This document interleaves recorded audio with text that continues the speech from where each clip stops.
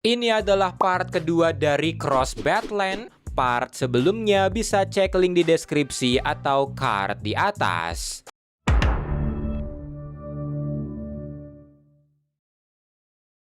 Sekarang kita pindah ke Florida, di mana seorang pria bernama Gregory John bersepeda mengikuti seorang wanita dari kejauhan karena cuma wanita itu manusia biasa pertama yang dia temukan. Ketika mengikuti, wanita itu tiba-tiba menghilang. Greg tersangkut serta terjatuh sebelum ditendang oleh wanitanya sampai pingsan. Ketika tersadar, dia telah terikat dengan wajah tertutup karena meski dia bukanlah Cross, bukan berarti Greg orang baik, apalagi tidak ada orang bodoh yang bisa bertahan setahun penuh di dunia baru ini. Setelahnya, wanita itu memaksa Greg untuk menjawab semua pertanyaannya dengan jujur, dan wanita itu juga menggeledah Greg, menemukan KTP serta foto keluarganya, di mana Greg punya satu istri dengan 2 anak yang salah satunya punya penyakit otak. Penyakit itulah yang membuat pernikahannya sulit, dan itu pula yang membuatnya memilih keluar bersepeda ketika libur daripada di rumah tersandung mainan. Dan ketika dia pergi untuk bersepeda, wabah Cross terjadi. Dia mendapatkan telepon dari istrinya kalau tetangga mereka menyerang. Istrinya berteriak-teriak di telepon sampai akhirnya teriakannya berhenti dan yang tersisa hanyalah suara decitan. Setelah telepon itu, yang dia ingat cuma rasa darah di mulutnya serta rasa sakit di kepalanya, tapi setidaknya keadaan menjadi tenang. Dan karena radio terus-terusan menyiarkan soal hancurnya Amerika karena serangan virus luar angkasa, dia pun memutuskan tidak pulang. Setelahnya, wanita itu pun menanyai Greg bagaimana dia bertahan setahun ini, dan Greg berkata mungkin dia hanya beruntung tempat pertama yang dia datangi mengajarkannya untuk menjauhi pemukiman yang membuatnya membangun kemah di hutan. Dan setelah beberapa bulan, sekelompok Cross datang, tapi untungnya dia tidak ketahuan. Setelah itu, dia pun mulai bersepeda sampai akhirnya dia menemuinya.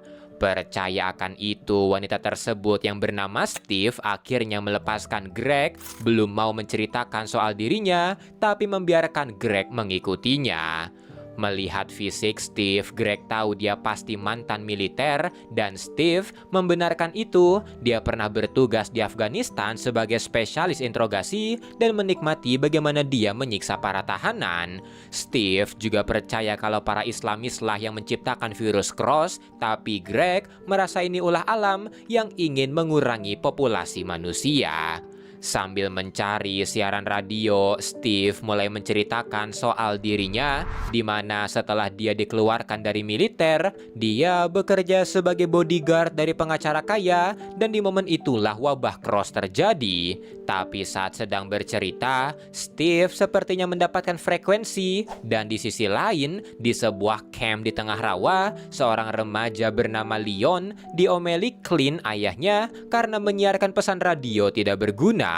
Leon pun beralasan kalau dia bosan mendengarkan ocehan pendeta yang berkata punya kapal penyelamat dan sedang mengumpulkan homo superior, yaitu orang-orang terbaik di antara mereka.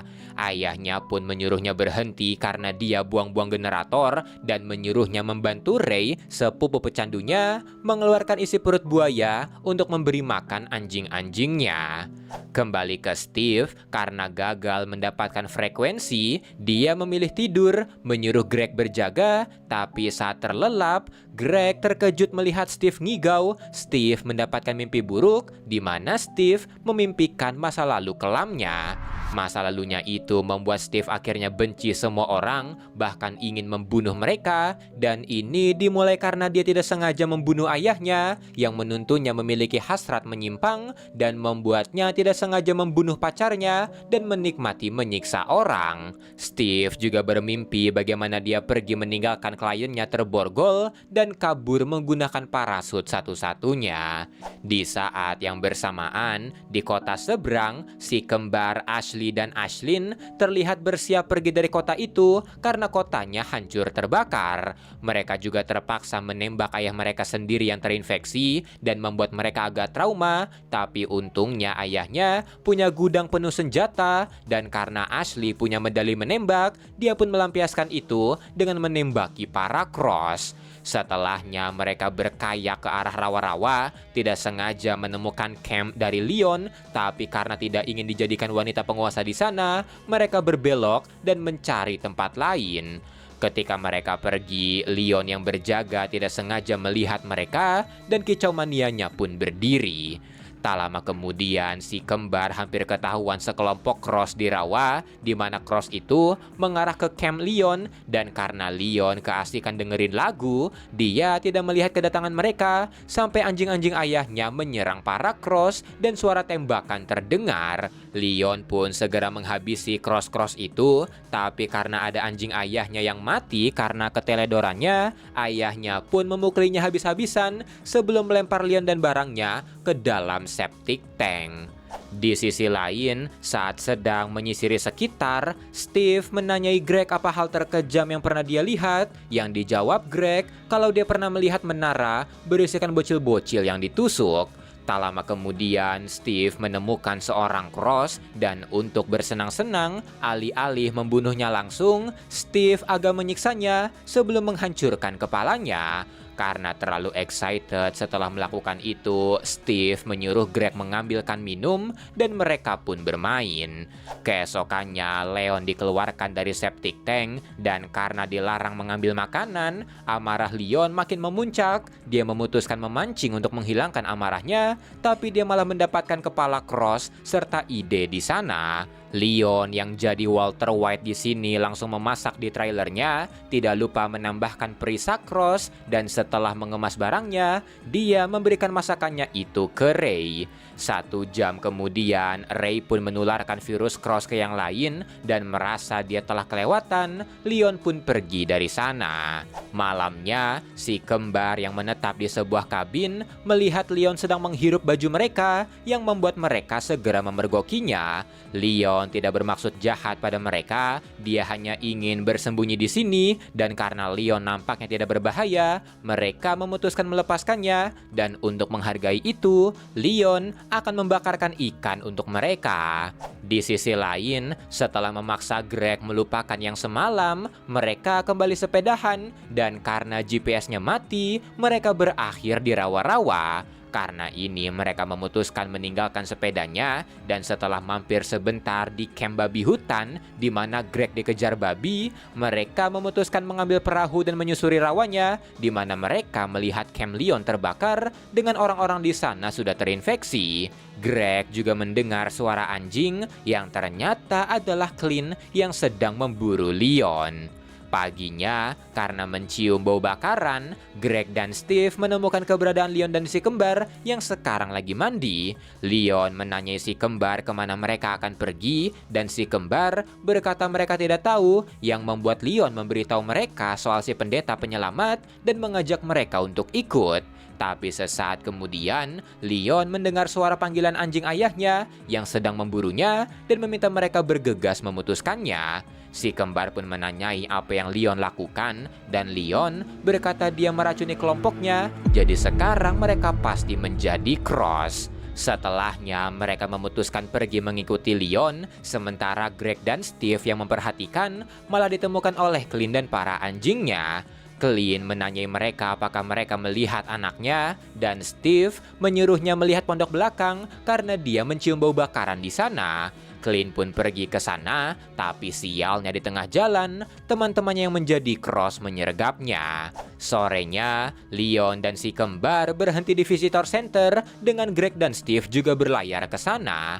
Mereka berdua memutuskan berhenti di menara penjaga memperhatikan yang lain, dan paginya Ashley menembak anjing-anjing yang datang, dan tak lama kemudian, Clint yang menjadi Cross datang ke sana dengan ketiga temannya. Greg langsung ikut campur dengan menembak salah satu dari mereka, yang membuat Steve terpaksa ikut, tapi si gembrot menembak mereka dengan bazooka. Menaranya pun hancur dan mereka terpental, yang membuat Clint berencana memperjaket mereka, tapi untungnya Leon datang dan membunuh ayahnya. Setelah tersadar, sambil membantu mengobati luka Steve, Greg menyarankan mereka bersekutu karena 5 senjata lebih baik daripada 2. Steve awalnya enggan, tapi setelah Leon berkata mereka akan ke selatan mencari pendeta penyelamat, Steve akhirnya setuju untuk ikut. Selama perjalanan, Steve nampak pucat serta muntah-muntah, dan setelah 6 minggu di rawa itu, mereka pada akhirnya sampai di padang rumput dan memutuskan berjalan. Sebelum itu, mereka juga mandi dan membuat kemah, di mana Steve masih muntah-muntah, yang membuat si kembar menyadari kalau dia Hamidun. Steve memutuskan memberitahu itu pada Greg, yang membuat Greg terkejut karena mereka cuma main sekali. Greg pun menanyai apa yang akan kita lakukan, tapi Steve memberitahu kalau ini tanggung jawabnya, my body my choice katanya, apalagi Greg juga cemen. Paginya, sebelum melanjutkan perjalanan, Greg menanyai di mana Leon dan Ashlyn, yang membuat Ashley memutuskan pergi mencarinya, tapi saat dicari, ternyata Leon dan Ashlyn baru aja main, yang membuat Ashley marah, dan dia pun memukul Leon sebelum menghajar Ashlyn habis-habisan. Melihat ini, Leon memintanya berhenti karena Ashlyn adalah saudara kembarnya, tapi Ashley berkata itulah yang membuatnya marah. Mereka adalah saudara kembar dari telur yang sama, jadi apa yang Ashlyn rasakan, dia juga rasakan, dan karena itu, dia juga harus merasakan Leon.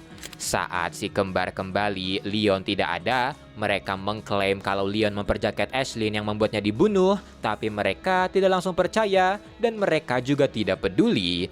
Mereka berempat terus berjalan bermil-mil jauhnya, menerobos badai yang datang, menerobos panasnya matahari yang membuat mereka bahkan melupakan Leon. Hilangnya Leon ini juga membuat si kembar bertindak seperti anak seumurannya, serta membuat Greg dan Steve bertindak layaknya orang tua. Walaupun sifat gadis kota mereka tidak hilang dan tidak ragu membuka baju di depan Greg.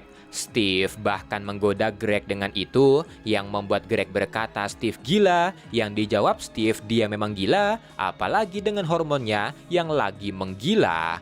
Karena perutnya makin besar, Steve mulai kesulitan bergerak, seperti dia pengen berak tapi tidak bisa keluar, dan si kembar agak menggoda Steve dengan berkata kalau anaknya akan menjadi homo superior, tapi Steve tidak peduli itu selama anaknya bukan homo yang itu. Tak lama kemudian, Greg kembali dengan excited karena di depan mereka ada kota, tapi si kembar berkata kotanya telah hancur, mereka berasal dari sana, yang berarti mereka cuma memutar.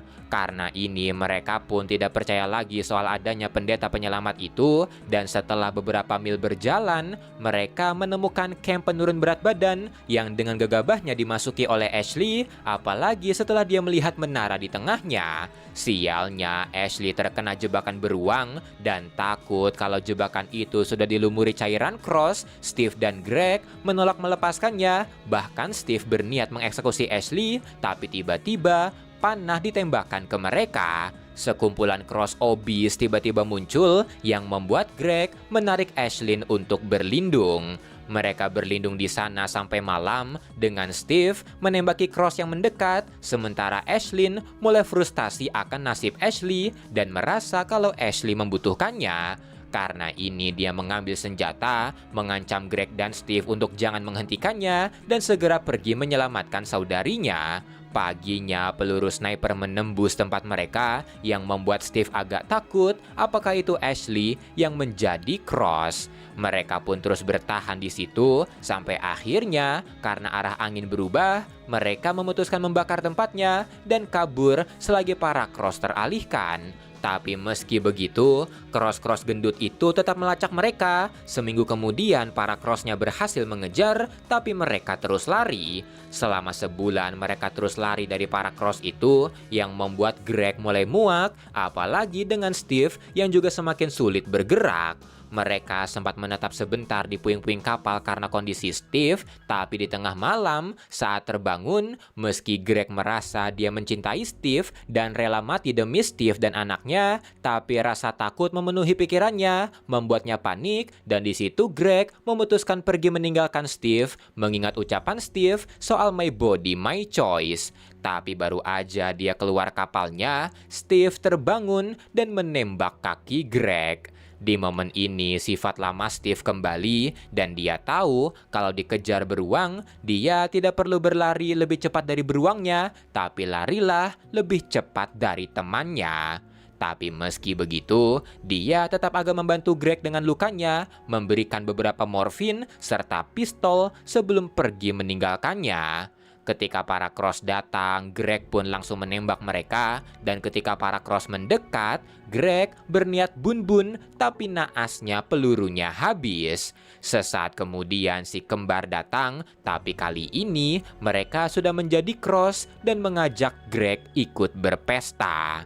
4 bulan setelah meninggalkan Greg, Steve yang waktu melahirkannya sebentar lagi terus merasakan sakit di perutnya, tapi terus berjalan menjauh dari para Cross. Ketika menemukan sebuah hotel, dia memutuskan menetap di sana, menghabisi Cross di sana, membuat beberapa jebakan sebelum pergi ke kamar bergulat dengan perutnya. Steve berusaha keras tidak mengeluarkan suara agar para Cross tidak tahu keberadaannya, tapi pada akhirnya rasa sakitnya tidak tertahankan yang membuat Steve berteriak dan para Cross menemukannya.